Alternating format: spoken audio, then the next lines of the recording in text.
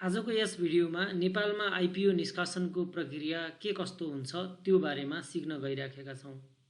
अर्थात् आजको भिडियोले तपाईलाई एउटा कुनै पनि कम्पनीले आइपिओ जारी गर्नु पूर्व के कस्ता चरणहरू पार गर्नुपर्छ यो कुराहरू तपाईहरुले आज जान्नुहुनेछ। तपाई हामीलाई धेरै जस्तोलाई के छ भन्दा मेरो शेयरमा आइपिओ को भ्याकेन्सी आइपिओ खुल्छ, आइपिओ खुलेपछि मेरो शेयरमा देखिन्छ, जम्मा 2-3 स्टेपमा अप्लाईमा क्लिक गर्ने, किता टाइप गर्ने अनि सिआरएन र पिन टाइप गर्ने, अप्लाई गर्ने, सकियो। त्यसपछि अलर्ट हुन्छ। यो एउटा सिम्पल एउटा हामीले भनौं न बाहिरको एउटा सर्फेस लेभलको मात्रै हामीले कन्सेप्ट बुझ्या छौं।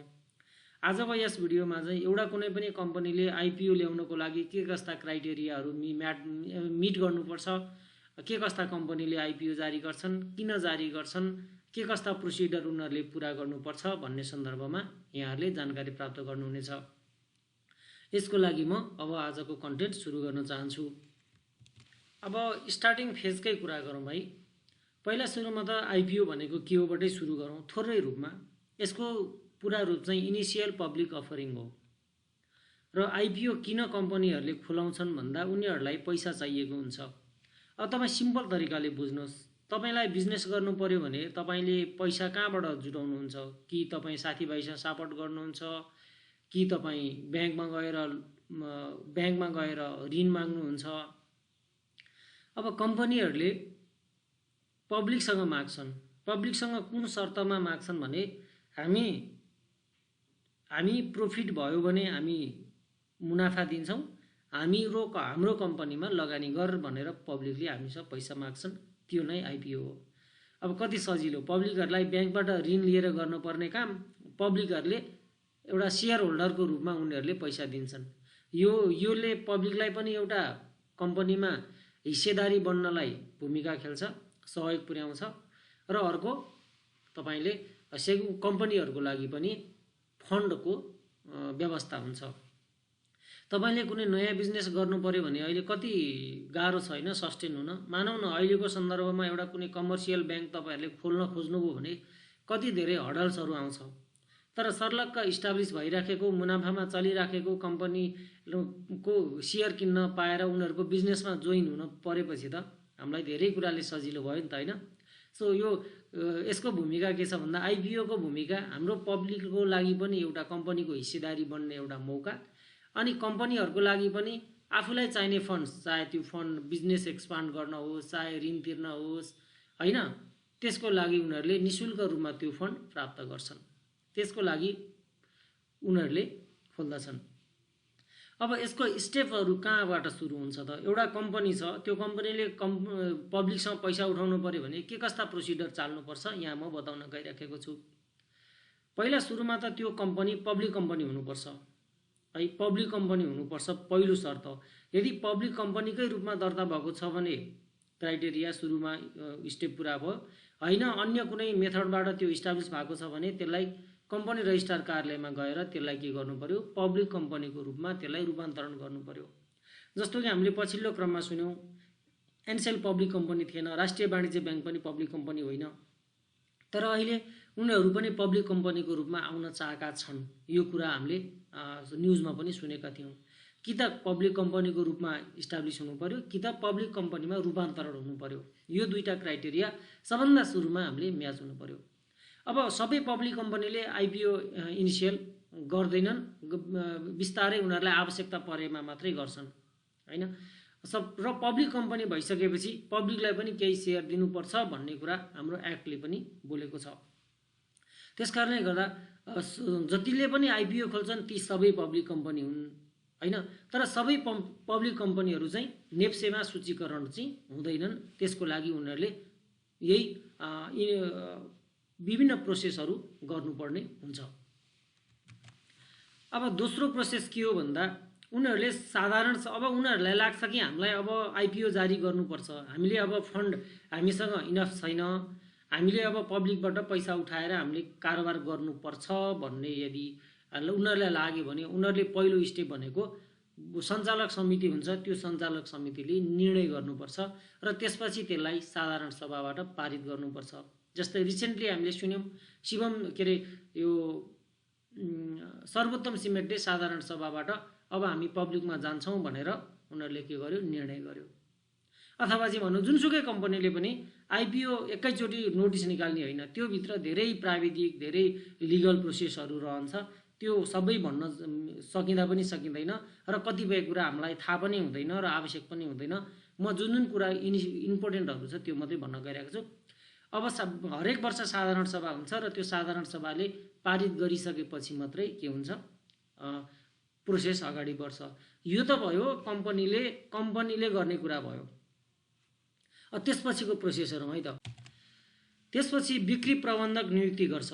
यो पनि एउटा महत्त्वपूर्ण काम हो। त्यसले रेटिङ गराउँछ अनि त्यसपछि अन्डर राइटिङ पनि गराउँछन्। यसलाई के हुन्छ भन्दा आइपिओको काम सबै कम्पनीले गर्दैन। कम्पनीले गर्ने सबैभन्दा महत्त्वपूर्ण काम भनेको साधारण सभाबाट पारित गर्ने र बिक्री प्रबन्धक नियुक्ति गर्ने हो। यो बिक्री प्रबन्धक भनेको चाहिँ पब्लिक र कम्पनी बिचको दलाल हो। जस्तै कम्पनीलाई पैसा चाहिएको छ, पब्लिकलाई इन्भेस्ट गराउनु छ, त बिचमा कुन कम्पनीलाई आइपिओ के अरे फन्ड चाहिएको छ त्योसँग सम्झौता गर्ने अनि पब्लिकलाई नोटिस निकाल्ने, ल यो कम्पनीलाई यति पैसा चाहिएको छ, ल पैसा हाल भनेर त्यो बिचमा एउटा मर्चेन्ट ब्याङ्क हुन्छ, तिनीहरू चाहिँ बिक्री प्रबन्धक हुन्छन्। नेपालको सन्दर्भमा भन्ने हो भने हरेक ब्याङ्कको आफ्नो मर्चेन्ट ब्याङ्कहरू छ। हरेक ब्याङ्कको नेपालमा क वर्गका जति पनि यो 28 वटा छन्, तिनीहरूको आफ्नो मर्चेन्ट ब्याङ्क छ। जस्तै लक्ष्मी ब्याङ्क छ, लक्ष्मी ब्याङ्कको लक्ष्मी क्यापिटल छ। सिभिल ब्याङ्क छ, सिभिल ब्याङ्कको सिभिल क्यापिटल छ। जुन सहायक कम्पनीहरू हो तिनीहरूले चाहिँ के गर्छ, यो बिक्री प्रबन्धकको काम गर्छ। र अब अर्को नेपालमा रेटिङ पनि गराउनुपर्छ। रेटिङ भनेको चाहिँ त्यो कस्तो खालको कम्पनी हो, त्यसको म्यानेजमेन्ट के छ, त्यसको फाइनेन्सियल ग्रोथ कस्तो छ, त्यो सबै कुराहरू हेरेर एउटा विभिन्न क्राइटेरियामा रेटिङ गराउँछ। इक्रा नेपाल छ, अर्को पनि छ होइन, अर्को चाहिँ केयर रेटिङ छ होइन। यी दुईटाले कम्पनीहरूको रेटिङको नेपालमा जिम्मा लिएको छ। उनीहरूले रेटिङ दिन्छ। रेटिङले के गर्छ भन्दा यो कस्तो खालको कम्पनी हो भनेर पब्लिकलाई बुझाउन सहयोग हुन्छ। अर्को यो बिक्री प्रबन्धकहरूको काम भनेको कस्तो हो भन्दा अहिले पो हामीलाई जस्तो मेरो सेयरमा आइपिओको नोटिस देख्ने बित्तिकै सरर त्यो मेरो सेयरै ह्याङ हुने गरी मान्छेहरू गइदिन्छन्। तर सुरुवाती कालमा यस्तो थिएन साथीहरू। कुनै पनि कम्पनीले पैसा उठाउनु भनेको एकदमै टफेस्ट जब थियो होइन। त्यो टफेस्ट जब भएको हुनाले कम्पनीले सिधै गएर पब्लिकसँग पैसा माग्न सक्दैन थियो। अब यो खासमा यस्तो हो कि यो कुनै कम्पनी हो, यो बिक्री प्रबन्धक हो भने उसलाई जति पनि पैसा चाहिन्छ नि, जति पनि पैसा चाहिन्छ, मनी चाहिन्छ, त्यो यो बिक्री प्रबन्धकले दिने हो कि किन्ने हो कि, उसले किन्ने हो अनि उसले चाहिँ पब्लिकलाई अफर गर्ने हो। र यो काम गरे बापत उसलाई फन्ड दिए बापत यसले एकदम राम्रो पैसा कमाउँछ। जस्तै अहिले रिसेन्टली हामीले निफ्राको आइपिओको बारेमा धेरै अप टु डेट भयौँ होइन। त्यसको बिक्री क्यापिटललाई उसले पैसा तिरेको हुन्छ के धेरै। जस्तै एसबिआई मर्चेन्टले महिला विकासको महिला लघुवित्तको आइपिओको जिम्मा लियो। अब महिला लघुवित्तले यो सबै उनलाई चाहिने जति फन्ड रेज गरे बापत के गर्नुपर्छ, पैसा तिर्नुपर्छ। पहिला यस्तो विभिन्न यो फन्डिङ उठाउने काम एकदमै टफ थियो होइन। मान्छेहरूले पैसै दिँदैन थिए, विश्वासै गर्दैन थिए। अहिले पो कम्पिटिसन आइबो, जस्तोसुकै कम्पनीले पनि उठाउन सक्छ। अनि यदि पब्लिकले किनेनन् भने म किन्छु भनेर यिनीहरूले यो बिक्री प्रबन्धकले यो कम्पनीलाई जिम्मेवारी ल्या हुन्छ। ओभर सब्सक्राइब भएन भने ओभर सब्सक्राइब नभएको जति म आफै लिन्छु भनेर यिनीहरूले काम गरे हुन्छन्। त्यसलाई अन्डर राइटिङ भनिन्छ। रिस्क लिएर फी लिने के, रिस्क पनि लिने अनि त्यस बापतको फी पनि लिने काम यो बिक्री प्रबन्धकले गर्दछन्। अनि अब बाँकी काम कम्पनीको तर्फबाट हुने कामबाट सर्लक्क अब यो बिक्री प्रबन्धकको टाउकोमा आयो।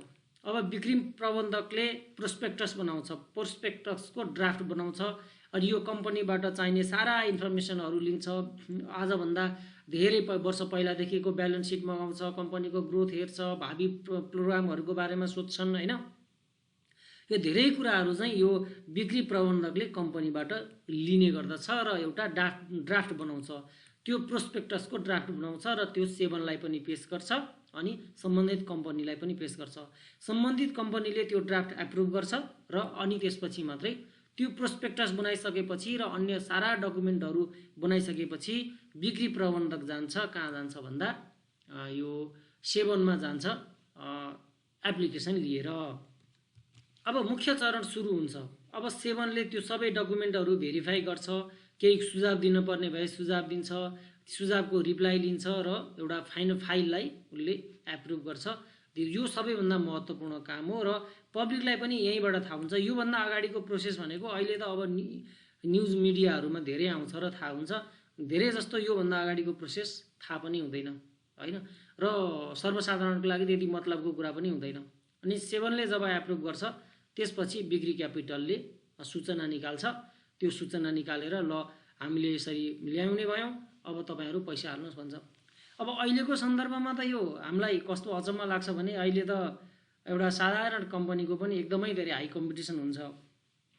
पहिला त विभिन्न रोड सोहरू गर्थे, विभिन्न पब्लिकमा जान्थे, अनि संस्थागत लगानीकर्ताहरूमा जान्थ्यो यो बिक्री प्रबन्धक, ल यस्तो यस्तो कम्पनी हो, राम्रो हुन्छ, हाल्नुहोस् पैसा, फाइदा हुन्छ भनेर उनीहरूले विभिन्न क्याम्पेन चलाउँथे। चुनावमा त्यो पोलिटिकल पार्टीले भोट देऊ भने जस्तै यो कम्पनीलाई फन्ड देऊ भनेर बिक्री प्रबन्धकहरू जान्थे।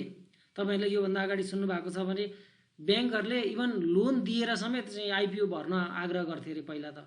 अब यो अहिलेको त हामी अलिकति अहिलेको जेनेरेसनका पऱ्यौँ, अहिले पुराना मान्छेहरूको अनुभव सुन्ने हो भने यस्तो एकदम अहिले त हामीलाई कहानी लाग्ने खालको हो के होइन, कहानी लाग्ने खालको इक्जाम्पलहरू छ होइन। मान्छेहरू नै रेडी थिएनन् कि पैसा हाल्नको लागि, अहिले पो कम्पिटिसन भयो त। अब आजभन्दा 1 वर्ष अगाडिकै कुरा गर्ने हो भने ओभरसब्सक्राइब नभएर मिति थपेर कति चाहिँ रिक्वेस्ट गरेर गर्नेको तपाईँ हामीले पनि त्यो त देखेकै हो। एनआरआइसी पछि त हो हाई कम्पिटिसन भएको।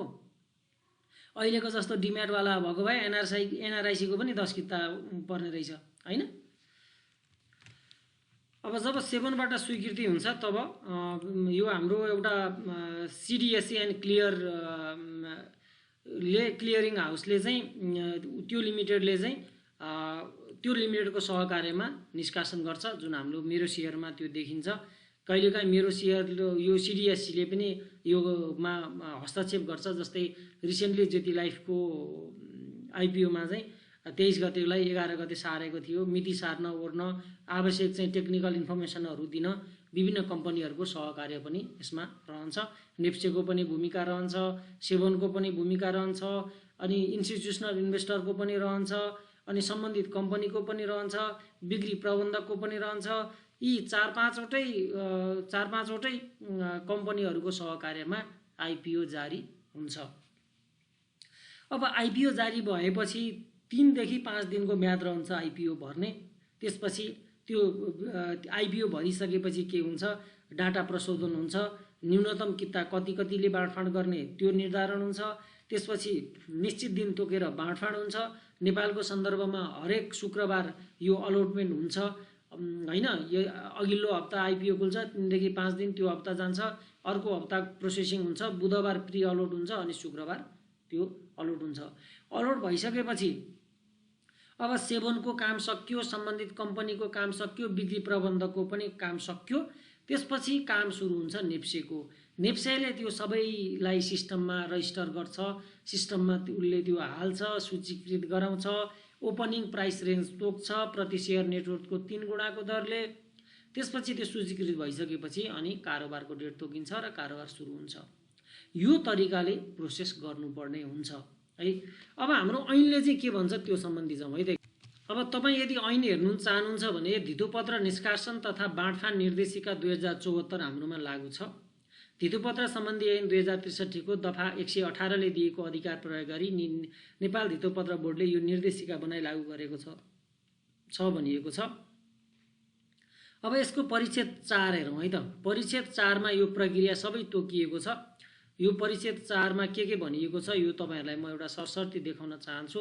मुख्य कुरा त मैले भनिसकेको छु, तैपनि परिच्छेद 4 मा धितोपत्र निष्कासन सम्बन्धी प्रक्रिया भनिएको छ। पहिला सुरुमा छ 16औं दफामा सम्झौता गर्नुपर्ने भनिएको छ। कुनै पनि कम्पनीले एउटा कुनै मर्चेन्ट ब्याङ्कसँग सम्झौता गर्नुपर्छ। त्यसको धितोपत्रको प्रत्याभूति गराउनुपर्छ कि यो पुरै बिकेन भने त के गर्छस् भनेर कम्पनीले त्यो बिक्री प्रबन्धकलाई सोध्छ। बिक्री प्रबन्धकले यदि पब्लिकले किनेन भने म किन्दिन्छु भनेर उलाई प्रत्याभूति दिन्छ। त्यसपछि संकलन केन्द्र तोक्छ। अब संकलन केन्द्र तोक्ने भनेको चाहिँ अहिले त मेरो शेयरबाट जहाँबाट जसरी पनि तोकिने भयो, नत्र हरेक ब्याङ्कमा यो हरेक ब्याङ्क चाहिँ सङ्कलन केन्द्र रहन सक्छन्। अफलाइनबाट गर्नुभयो भने अहिले पनि तपाईँ जानुपर्छ। त्यसपछि निष्कासन ब्याङ्कसँग सम्झौता गर्नुपर्ने। अब पैसा के गर्ने त, पैसा उठाउने के गर्ने भन्दा पैसा भनेको उठाउने होइन, अब अलरेडी तपाईँको एप्लिकेसन सँगसँगै तपाईँको खातामा पैसा रुक्का हुनुपर्छ। त्यसको लागि के गर्नु पर्यो, त्यो मर्चेन्ट ब्याङ्क र सम्बन्धित मर्चेन्ट ब्याङ्क र त्यसको ब्याङ्क बिचमा चाहिँ के हुन्छ, कनेक्सन हुन्छ र त्यो रुक्का हुन जरुरी छ। अब अर्को भनेको दरखास्त दिने न्यूनतम सेयर सङ्ख्या, दरखास्तका साथ माग गर्न सकिने पेस्की रकमको पनि निर्धारण हुन्छ। अब न्यूनतम यतिको दरले खुल्नु पर्यो भनेर हाम्रो दिएको हुन्छ। अनि दरखास्त दिन पाउने त अब सबै नेपाली पब्लिकले पाउँछन्, तर नपाउने पनि केही क्राइटेरियाहरू छन्। जस्तै आयोजना प्रभावित कर्मचारी वा संस्थापकको रूपमा वा अन्य कुनै प्रकारबाट प्रारम्भिक सार्वजनिक गर्नु पूर्व सङ्गठित संस्थाको सेयर प्राप्त गरेकोले दिन पाउँदैन। तपाईँ जस्तै आयोजना प्रभावितकाले उनीहरूको लागि पनि छुट्याइदिया हुन्छ के। अब तपाईँले पब्लिकमा पनि तपाईँले त्यो सेयर आइपिओ भर्न पाउनुहुन्न, 1 नम्बरको कुरो। 2 नम्बरको कुरो, संस्थापक सेयर धनीका एकाध घरको परिवारको सदस्य सङ्ख्याले पनि पाउँदैन। अनि त्यसपछि बिक्री प्रबन्धकले प्रचार प्रसार तथा विज्ञापन गर्न पाउँछ, तर लोभ लालच देखाएर अस्वाभाविक ढङ्गले चाहिँ पाउँदैन। अनि दरखास्त फारममा खुलाउनु पर्ने न्यूनतम विवरण भनिएको छ। यो आवेदकको पुरा नाम नेपाली र अङ्ग्रेजी दुवैमा। त्यो अहिले त सूचना प्रणाली छ, मेरो सेयरमा त्यो अलरेडी एकचोटि हामीले इन्फर्मेसन दिएपछि त्यो अलरेडी भइहाल्छ है। त्यसपछि अब यो सङ्कलन हुन्छ, सङ्कलन हुने भन्ने कुरा पनि अहिले त डिजिटल फर्मेटमा छ, सबै अटोमेटिक नै हुन्छ सफ्टवेयर प्रणाली मार्फत। त्यसपछि तपाईँको डाटा प्रशोधन हुन्छ, छानबिन तथा प्रशोधन हुन्छ, अनि त्यसपछि यसको चाहिँ अलटमेन्ट हुन्छ। अब अलटमेन्टको लागि परिच्छेद 5 मा यो धितोपत्र बाँडफाँड प्रक्रिया तोकिएको छ। यसको सम्बन्धमा म तपाईँहरू समक्ष छुट्टै भिडियो लिएर आउँला। अहिलेको लागि यति नै। आशा छ यो भिडियोले तपाईँलाई आइपिओ कसरी जारी हुन्छ भन्ने सन्दर्भमा ज्ञान दियो होला। अर्को भिडियोमा फेरि भेट्नेछु। धन्यवाद।